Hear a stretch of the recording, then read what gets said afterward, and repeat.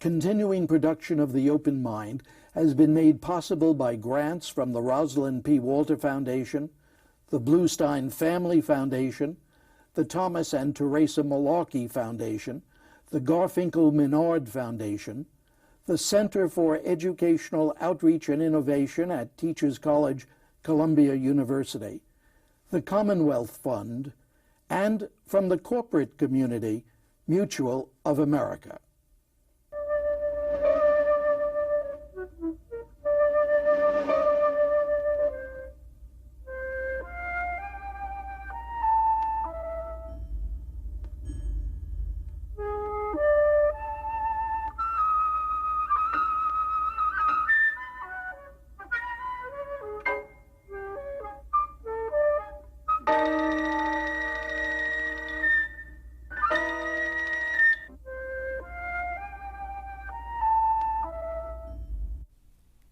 I'm Richard Heffner, your host on The Open Mind, and my guest again today is Dr. Kathleen Foley, professor in the Department of Neurology at Cornell University's Medical College and attending neurologist at Memorial Sloan Kettering Cancer Center.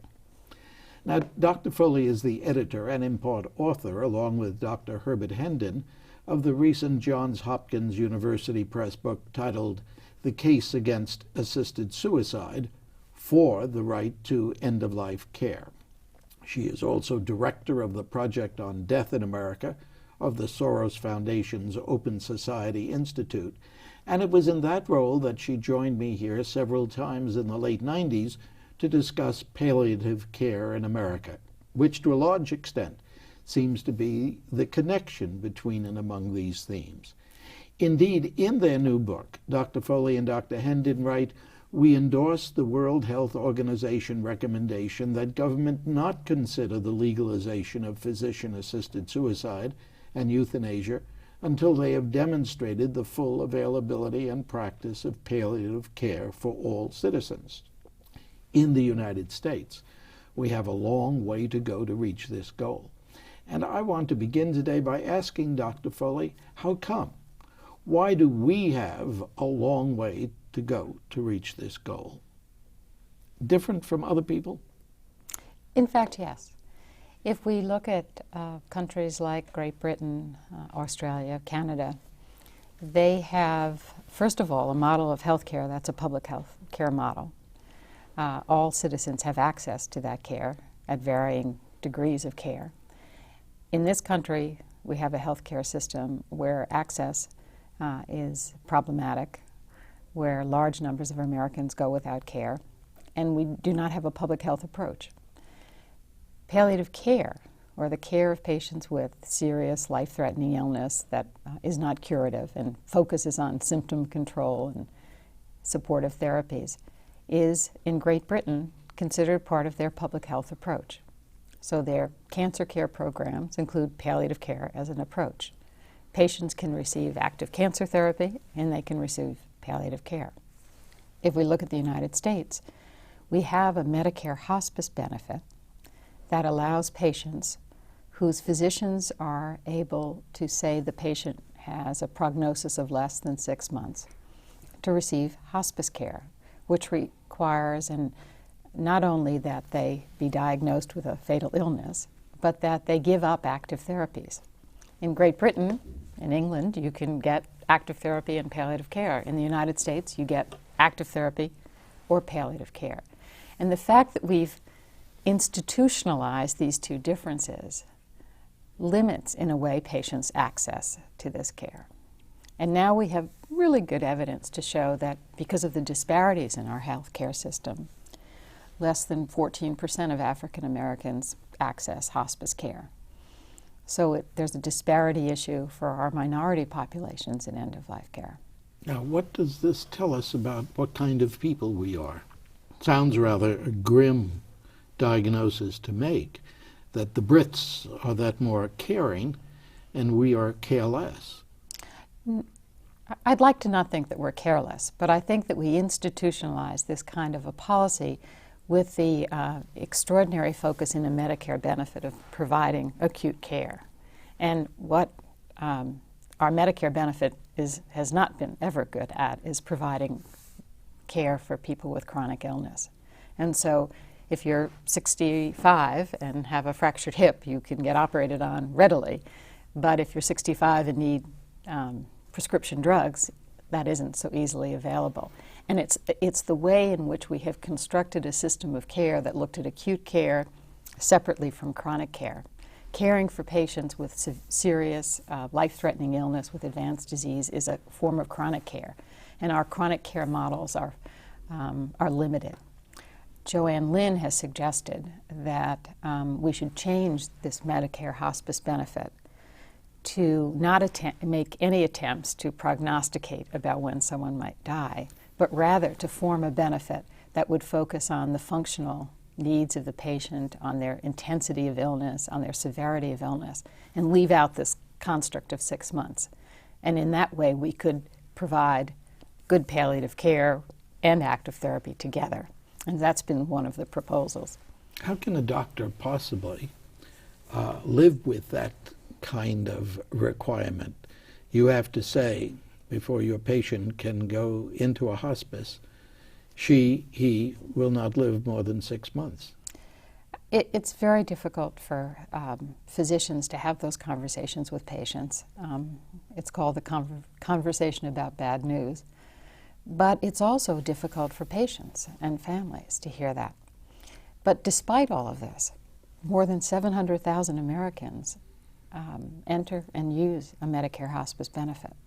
Now you say more than 700,000, as if done. that were an enormous... Well, it represents 25% of Americans who die in this country. So one could argue that it's either a large number that are accessing this care, right, or from my perspective, it probably is less than should be accessing this care. And that is why we see this 6 months as a barrier, but also the fact that we have kept it separate from the active therapy that patients are receiving.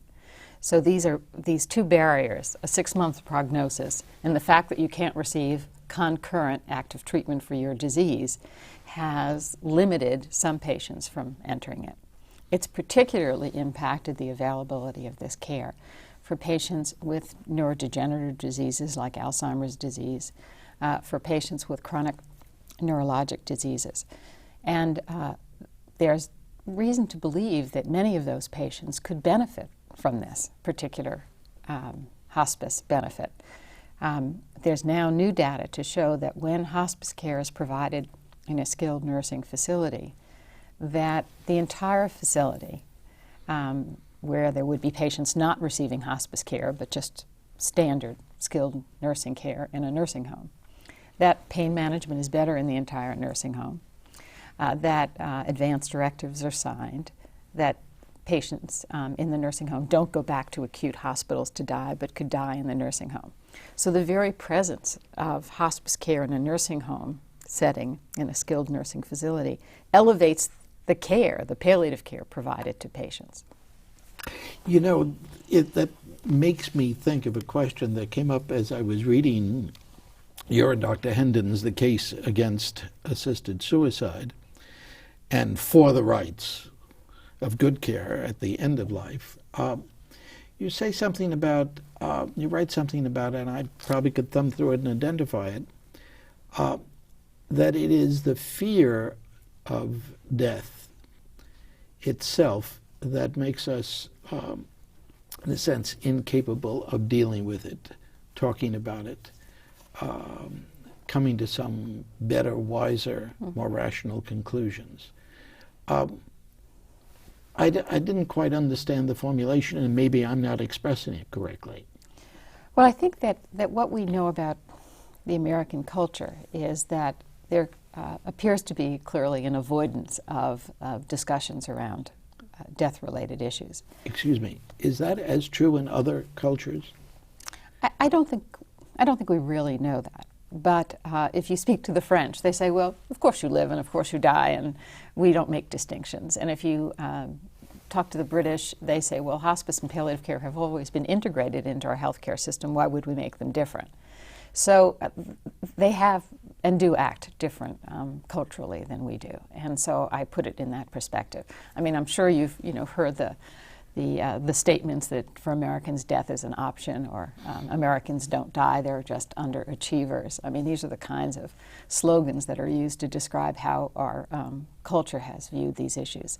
I think it's hard to sort of sloganize that for Americans, except to say that we clearly emphasize cure. We only talk about cures. We only talk about survivors. We have a language that uses that focus. Not to say that that is necessarily bad, not to say that that is not appropriate for the people that are using it, but when that kind of a cultural approach and a language interferes with patients getting good end-of-life care, with families having the opportunity to say goodbye, then it is a problem. Where do patients get the best end-of-life care, in your estimation? I would say in this country, the Medicare Hospice benefit has really served as a model of good end-of-life care. A family member who is seriously ill, who wants to be cared for at home and wants to die at home, will have potentially available to them a nurse on 24-hour call, their medications provided to the home and paid for, any kind of medical support systems that they might need for care at home, and physicians and nurses and social workers who have enormous expertise in transitioning patients from active therapy to coping with issues at the end of life. Feeling comfortable to have these conversations, talking about them, and understanding the physical needs of the patient, the psychological needs of the family, and the enormous impact someone who is dying at home has on all around them. And they have expertise. But miracles are not allowed. Eureka, we've discovered the cure for this disease, doesn't enter into this picture at all, well, right? it does in a way, and I think that the wonderful thing of this Medicare Hospice benefit is you can sign out of it. You can sign right back into active therapy, and in fact, you may have seen this, but there was a woman who was given, who became a candidate for Gleevec therapy for the treatment of her leukemia, and had prior to that been receiving hospice care. And she signed out of her hospice system back into receiving active therapy and was the miracle that we'd all like to define. So what do you need? A doctor on the side who is funneling in information now? Now is the time? No, I think that what we need to try to address is what and to what extent will hospice care provide you with the benefit and the needs that you have, and then what are your alternative options for care. And I'm a major advocate for patients being as aggressively treated for their cancer or for their any neurologic disease or for any disease that they have. But to recognize that that aggressive care shouldn't mean that we shouldn't control their symptoms, shouldn't mean that we shouldn't provide them with good psychological support, should not mean that we shouldn't provide support to their caregivers. So the model that we're arguing for the future is that we integrate these approaches, and that when we need more symptom control and supportive therapies, maybe with patients that are advanced diseases, but we don't separate the two and say it's either or. You either go for cure or you get care. What we'd like to argue is that it's not just about cure, it's about the care that people need through the continuum of their illness. Dr. Foley, you're not an economist, and I wouldn't want you to be one, but do you believe that we have the resources in this country for us to develop the kind of wise, balanced, humane healthcare system, including hospice care, including the proper kind of care at the end of life that you would like to see? Well, in fact, the MedPAC Commission that helps to determine the cost of care in this country is in fact very much looking at this issue and trying to see what, in fact, providing palliative care to every patient that needs it would cost us, and would this, break the bank? And the evidence would suggest that if we were to provide palliative care for patients, which we would argue is appropriate care, then that appropriate care may, in fact, be cost neutral, because we wouldn't be doing inappropriate care. We wouldn't be taking the person in a nursing home back to an intensive care unit at a hospital at extraordinary cost, but we would be keeping them in the nursing home with the care they needed. We wouldn't be giving patients various types of treatments that are known to be totally ineffective because that patient wouldn't acknowledge that they were dying. We wouldn't be doing things to patients who are incompetent because they had not signed advance directives and the family members felt guilty about how they should be cared for. So having a system that informs the public and encourages the public to understand what their options might be for care, how they can be transitioned for care, is critical. But I'll give you an example of how this can have a sort of weird twist. The Inspector General, in investigating hospice care in this country, identified a series of hospices where the patients who entered them got such good care they lived longer than 6 months, and immediately raised the issue that this was fraud. And immediately you begin to see how bizarre a healthcare system we must have and a financing of care to identify good care for these patients as fraud. In fact, they never, fully moved forward with many of the charges. But that's a serious indictment, and it made hospices very, very concerned about taking in patients who didn't have a cancer diagnosis when they knew they might die, in contrast to a patient with Alzheimer's disease who might live a longer period of time. That shows something about our attitude, certainly, that this is fraud. I come from a period, I grew up in the 30s and the Roosevelt years when we thought we were going to make such great progress in all of these social areas. It seems to me that we haven't done what we thought we were going to do in those years. What makes you think we're going to now? Doing the right thing. What makes you think we're going to do the right thing, other than your perennial optimism? Because I think that we're learning what the right thing to do is, and we're really learning how we can better cost account for these issues, and how we can look to how to provide efficient, high-quality care for patients and their families. So I think that we're in a much more of a period of time where we have the ability to study these issues, to look to see what might be the economic implications, and then to have a public discussion of what choices we might make.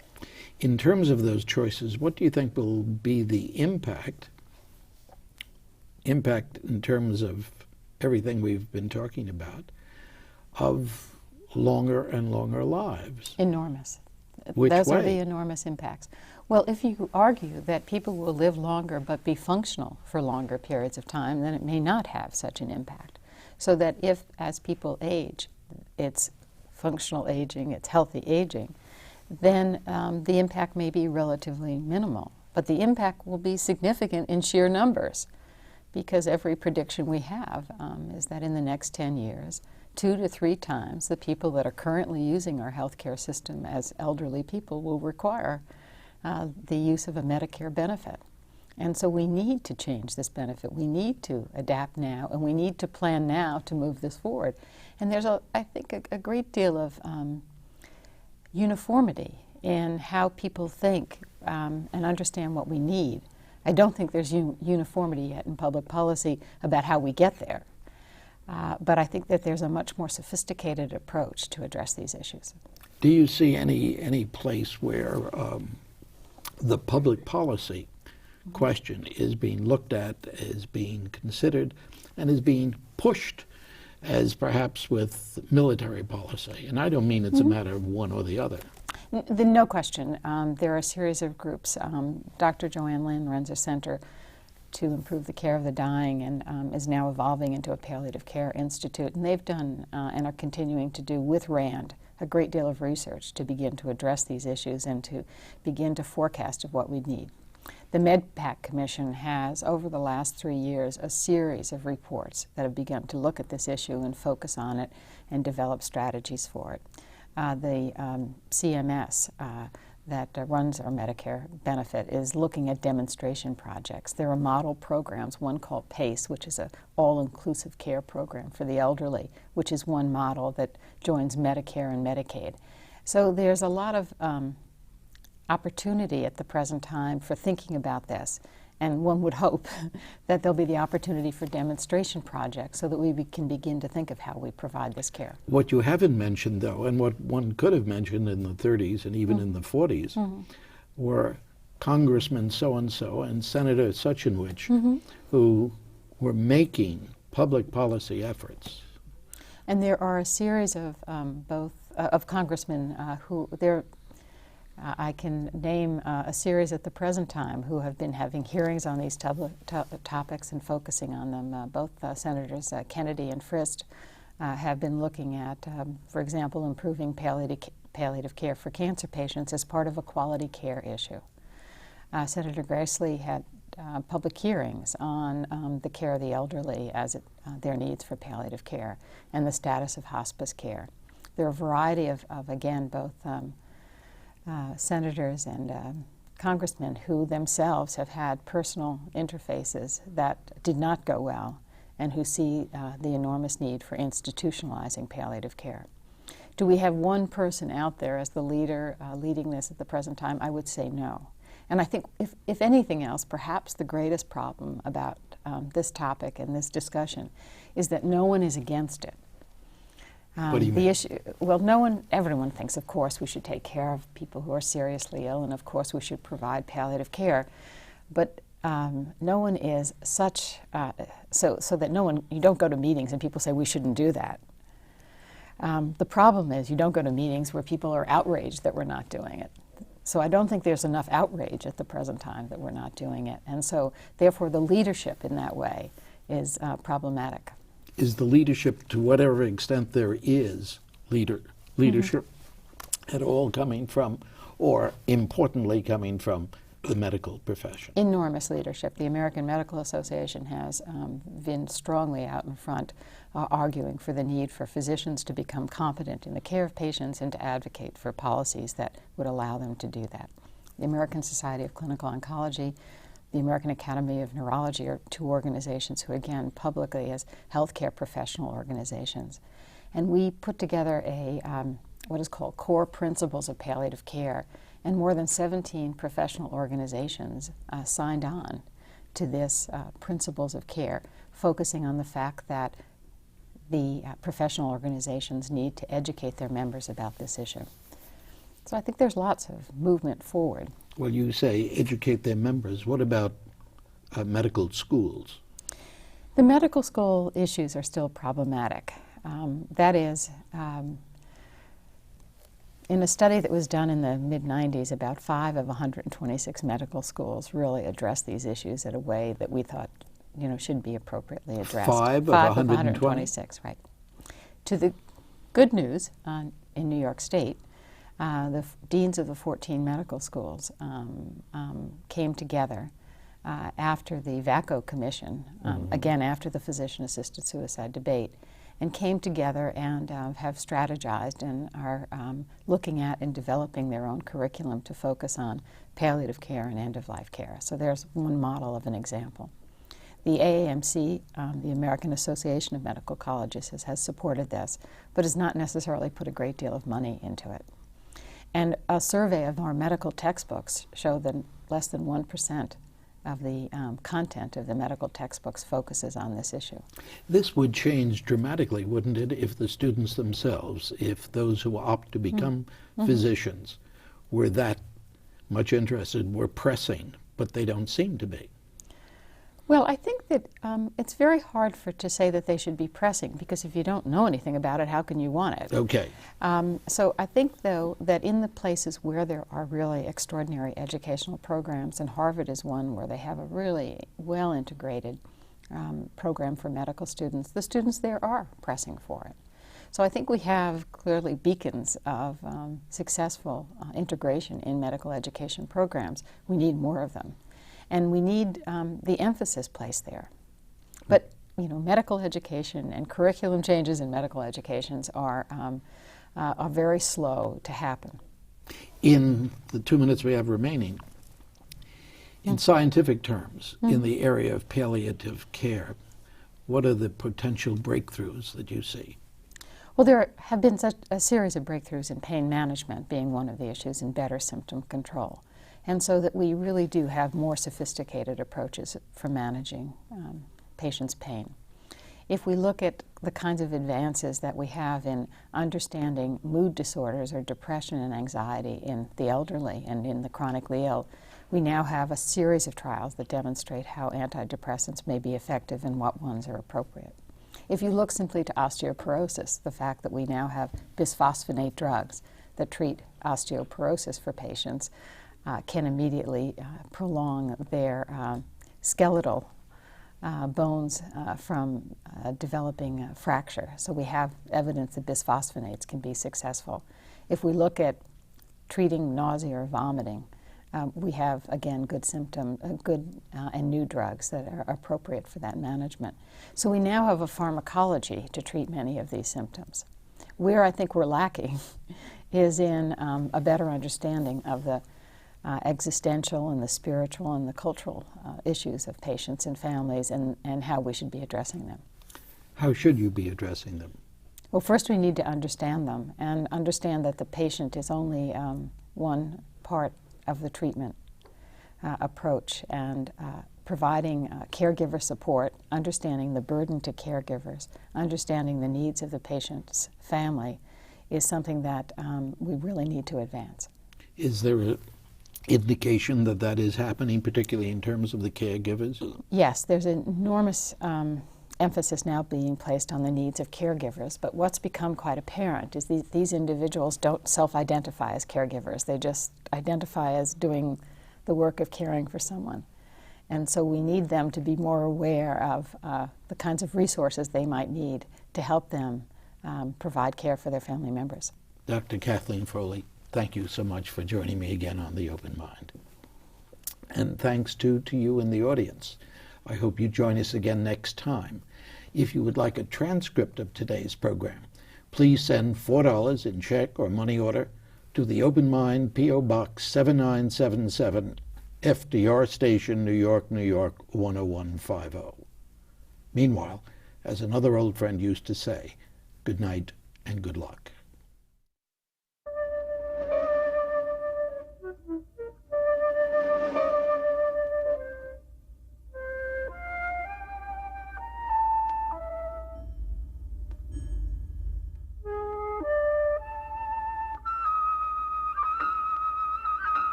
Continuing production of The Open Mind has been made possible by grants from the Rosalind P. Walter Foundation, the Bluestein Family Foundation, the Thomas and Teresa Malarkey Foundation, the Garfinkel Menard Foundation, the Center for Educational Outreach and Innovation at Teachers College, Columbia University, the Commonwealth Fund, and from the corporate community, Mutual of America.